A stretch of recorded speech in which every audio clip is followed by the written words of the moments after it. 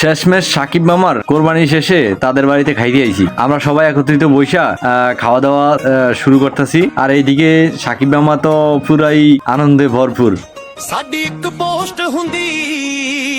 অন্যদিকে আমাদের ডাক্তার দুলাল নিজের শরীরের যত্ন নিতেছে দাঁড়ায় দাঁড়ায়। ওইদিকে রিয়াজ মিজি সাহেব তো পেপার নিয়ে দৌড়াদৌড়ি করতেছে মেহমানদের খাবার দাবারের জন্য, খুব যত্ন নেওয়ার জন্য তিনি খুব ব্যস্ত। বৃষ্টি হয়েছে আজকে আবার, যেন শ্বশুরবাড়ির লোকজন পড়ে না যায়। মেহমানদেরকে আপ্যায়ন করার জন্য সবকিছু রেডি করতেছে। আমরা তো একটা পুরো টিম। আমি তো ফ্লাওয়ার গার্ডেন মাতোয়ারা। ও এইদিকে আর অন্যদিকে গ্যালারি গুলার যেমনিরা আছে সবকিছু সাজানো আছে সালাদ দেওয়ার জন্য, লেবু এবং বিভিন্ন আইটেম। বিয়াতে খাসির গোস্ত থাকবো না? না না না, তা তো হয় না।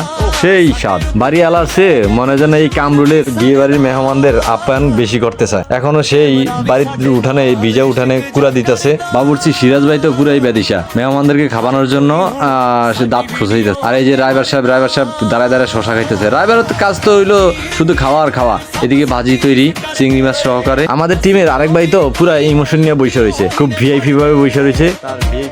সাকিবের দুলাভাই শামীম কাজী তো একারে নীরবে এক কোনায় খরচের ডরে বসে রয়েছে, মনে যেন সে কিচ্ছু বোঝে না, এরকম একটা ভাব ধরে রয়েছে। সবাই তো শরীরের যত্ন নেয়া। আবার সাকিবের চাচায় মুরব্বী মানুষ হাইটে যাইতেছে তোতা মিদ্যা, আবার সাকিবের দেখাশোনা করতেছে। যে এই যে আমার মামা সালাউদ্দিন সাহেব, সে আজকে আমার মামা সাকিব আল হাসানের বিয়ের ইভেন্টে মামা আজকে দায়িত্ব রাখতো। মামা আমার আজকে দায়িত্ব কি বলেন তো? আজকে আমার দায়িত্ব হয়েছে যারা মেহমান আইব ওদেরকে সঠিকভাবে আপ্যায়ন করা।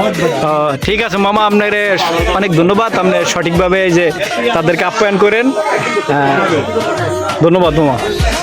মেহমানদেরকে খাওয়া দাওয়া করানোর পর আমরা সবাই খাইতে বসি। এদিকে মিজান কাজী, দুলাল, জিয়াউর রহমান, সোহেল মুসা, আলামিন মিদ্দা, রিয়াজ মিজি, এই সকলে মিলা আমরা খাইতে বসি। ইতিমধ্যে খাবার লেয়া পুরা মানে জমজমাট আয়োজন, সবাই ভরপুর টানাটানি লেগে গেছে।